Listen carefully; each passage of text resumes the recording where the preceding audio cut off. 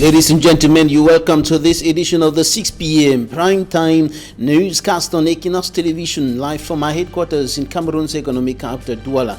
My name is Babla Jonathan. In our top stories in this edition of the news, a pastor tells Cameroon's Prime Minister, Chief Dr. Joseph Diangote, and other members of government that the poor are the most affected by the 4-year-long armed conflict in the northwest and southwest regions of the Republic of Cameroon. The man of God speaking during the burial or the funeral ceremony for the 7 students who died in the Kumba school shooting earlier today said that government and all other parties involved must sit down and solve the problem quickly, or things, or better still, atrocities will continue happening. He urged all to seek the face of God, or all efforts will be in vain. And Prime Minister Chief Dr. Joseph Diangote reiterated government's commitment to take care of the children who were wounded during the shooting in Mother Francisca International Bilingual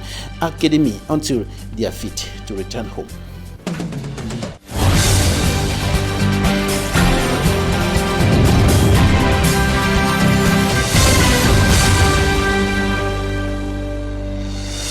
Once more, thank you for joining us on this edition of the news on Équinoxe Television. We begin right away in the town of Kumba, Meme Division, southwest region of the Republic of Cameroon, where the nation was paying homage to the 7 students killed in the shooting in Mother Francisca International Bilingual Academy on 24th of last month. And the Prime Minister was there representing the head of state, President Paul Biya. A pastor speaking during that ceremony urged the minister, the Prime Minister, and other members of government to seek the face of God, or all efforts to solve the Anglophone crisis will be in vain. He indicated that the poor are the most affected by the crisis, and that if nothing is done quickly, more atrocities will come up in the days ahead. Smanjik and Gabriel reports. Mourners struggling to remove the casket of one of the kids killed at Mother Francisca International Bilingual Academy.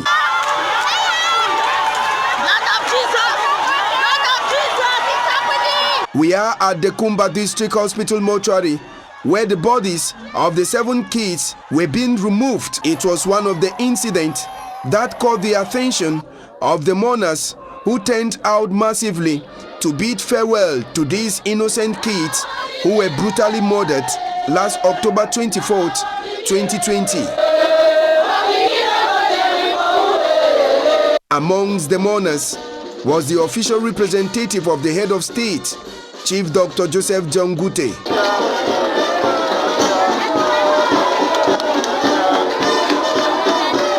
The ceremony that took place at the amusement park had as a high point the presentation of a wreath of flower from the presidential couple by the Prime Minister, then the sermon from the clergymen, who told the Prime Minister that since the crisis began, the innocent ones have been dying, urging him and his government to act swiftly to end the crisis. At the end of their sermon, the clergymen laid their hands on the caskets. At the end of the ecumenical service, the Prime Minister moved from one parent to another, giving them words of encouragement. As the Prime Minister left the ceremonial ground, each of the parents took away their kids for burial, with one of the kids expected to be buried in Tombel this Friday. And the Prime Minister spoke to the press shortly after the ceremony. Take a listen. Asked me to come here with the governor of the Southwest region, along with many members of government, to console with the parents of the young persons who were killed, the young students who were killed, and also to visit those who were injured in hospital. Madame Chantal Biya, our First Lady, also sent gifts and assistance to those families. The President of the Republic, who is a father and a grandfather, is extremely saddened by what happened here. And we are all, as parents, also touched by it. And he's asked me to come and give his solidarity with the people of Kumba and with the people of the southwest and northwest regions who have been going through a lot of adversity throughout these years. We are hopeful that this will come to an end very soon, and in any case the perpetrators of this odious act would be apprehended and brought before justice. Now I'll bring to you an extract of the statement made by the Pentecostal pastor who told the Prime Minister that the poor are the most affected by the 4-year-long armed conflict, urging the government to do something as quick as possible or more atrocities will be happening in the days ahead in the northwest and southwest regions of the country. He also urged the government, all parties involved in the crisis and all Cameroonians in general to seek the will of God, or there will be no solution for the Anglophone crisis. Listen to him. All the opportunities to work towards peace. And peace cannot come outside the house. It comes only inside the house. And therefore we have to sit down and talk about the problem which is going on in our house and causing a lot of bloodshed in our land. This is the whole message of the gospel. If we don't talk about peace, and in pains and sorrow, one of the school children spoke to us during that ceremony, recognizing government's help and praying that they should be protected and permitted to benefit from their right to education. Listen to him. Listen to him. Tired of it. We are tired of our colleagues in school being massacred like that, like fowls, like animals, as if life doesn't have value again. And we want to also appreciate the government for sending the Prime Minister and other heads to come and bury the students and give them a befitting burial. And the President of the Republic sending the Prime Minister to come and consolidate our land. I thank you. We also spoke to the member of Cameroon's lower house of parliament for Kumba, Urban, Honorable Tabot Lawson, who urged all to put hands on deck for a return to peace and normalcy, not only in Kumba, but the rest of Anglophone Cameroon. Take a listen. By the government and particularly the presidential family. You see, since this incident happened, the government has been so much at work, taking care of the sick, making sure that these children are well taken care of in the hospital, their bills attended to, and then to the families that who have lost their children, they have been well addressed. Their issues have been well addressed. We know no financial aspect can bring back the life of somebody who is of late. When you are bereaved and people come and show attention to you, the story goes different. And I think that the government, through the Prime Minister, and above all, the President of the Republic, who is the #1, has shown attention. On Monday, we will be Mr. Banganji on the families on behalf of the head of state. Today, we are here with the Prime Minister, personal representative of the head of state, and with a heavy package of the confront. To comfort the Beni family from Madam Shantabia. I think it's a wonderful, it's something wonderful. And the cries of the mothers of the town of Kumba, praying for peace, asking that peace should return in the town. There should be an end to bloodshed, be it on the part of the separatists, be it on the part of the government. There should be an end to bloodshed. And we look forward in the head of state, whom I know that he will relentlessly, tirelessly fight to make sure that Cameroonians live in peace and in happiness. So I trust my heart on the head of state, and I believe that measures will be effectively taken in the days ahead to ensure lasting security. Prime Minister Chief Dr. Joseph Jangute reiterated government's commitment to take care of all the students who were injured during the shooting in Mother Francisca International Bilingual Academy, Kumba 2 subdivision, on the 24th of last month. He was speaking at the Kumba District Hospital. Smanjik and Gabriel has more. After his reception by authorities of Meme Division at Barumbikang, the Prime Minister and Head of Government, Chief Dr. Joseph Jongute, drove straight away to the Kumba District Hospital. The facility is hosting 2 of the victims of last October 24, 2020 massacre that took place at the Mother Francisca International Bilingual Academy. At each of the births, the Prime Minister gave comforting words to the kids as well as their parents. He left some packs which he said came from the First Lady of the Republic. More than a dozen of these kids are being hospitalized in other hospitals around Cameroon. In a similar incident, the government promises to take care, psychologically speaking, of the students who were affected by the last attack on a school in the Anglophone regions of the Republic of Cameroon. Talking about the attack in a school in Limbe in the southwest region. The government, through the medical health specialists or mental health specialists at the Limbe Regional Hospital, said that everything is being done to ensure that the children are not psychologically down. Take a listen. I want to inform the population of Limbe as a whole that the Sub-Director of Mental Health, Madame Dr. Mengemelo, opened up a team that is going to work close one-on-one with pass through that traumatic incident, to bring their moral and their self-esteem back and to put them in place. This we are pleading.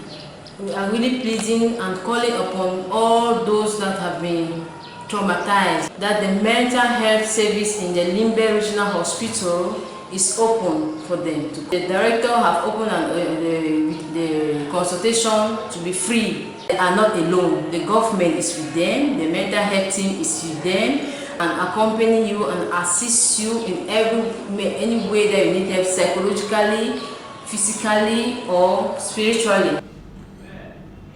Ebam Eyokobi Tabi, mental health specialist at the Limbe Regional Hospital, speaking there now to the northwest region of the country. The town of Kumbu for some days has been witnessing a series of abductions, teachers and students. And in the report coming up next, a northwest correspondent Stella paints the picture of Kumbu before the return of its traditional ruler.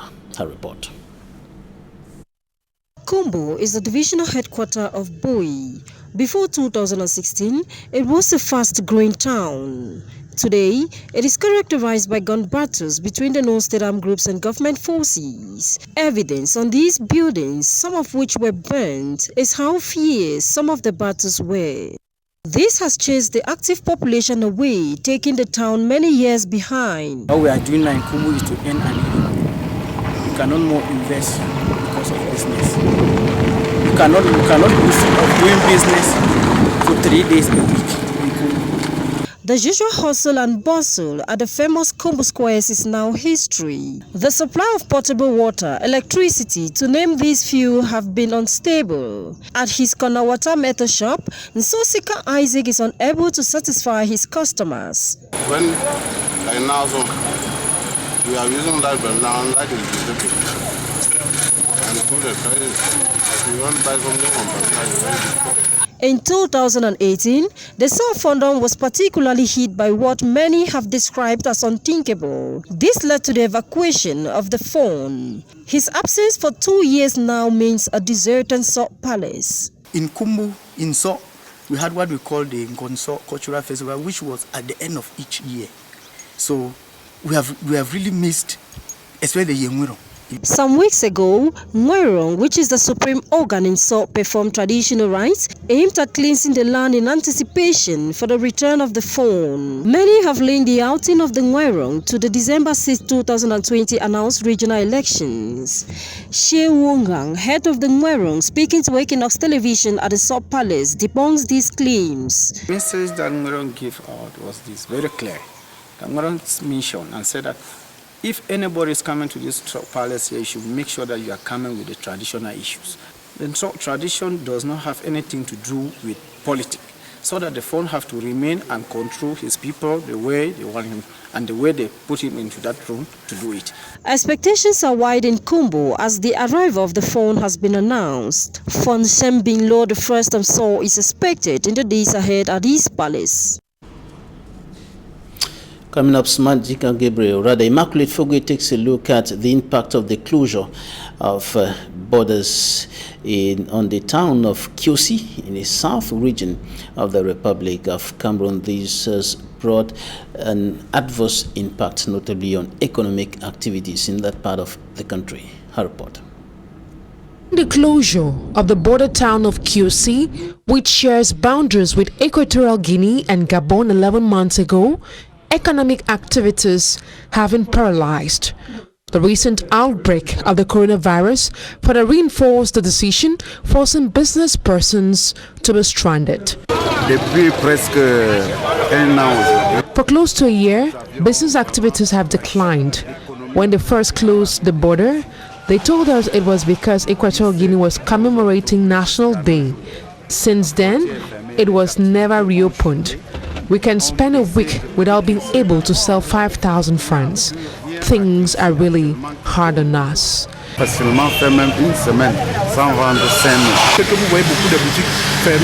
Several persons had to abandon the area. Some of us are still here because we have no other choice. We are just managing. The newly installed mayor of Kiosi, Zui Jean-Marie, in order to revamp the crippling economy, has ensured the destruction of all illegal control posts in this area, which has scared away several investors. Some business persons are now waiting patiently for this administrative measure to be effective, most especially for borders to reopen for them to bounce back in their business transactions. Out of Cameroon, vote counting is still going on in the United States of America, and the name of the next president of the USA is yet to be known. Former Vice President Joe Biden is still leading with 264 votes against 214 Electoral College votes for incumbent President Donald Trump, and 5 states are yet to deliver their results so far. In some hours back, former Vice President Joe Biden won Michigan and Wisconsin, and 5 states are yet to deliver their results, and the gap is narrowing down gradually between Donald Trump and Joe Biden. And Donald Trump on his part is threatening to use the judiciary to call for a recount of votes if he comes out the loser. We'll be bringing to you updates. Thank you for staying with us. That's it for today. Goodbye.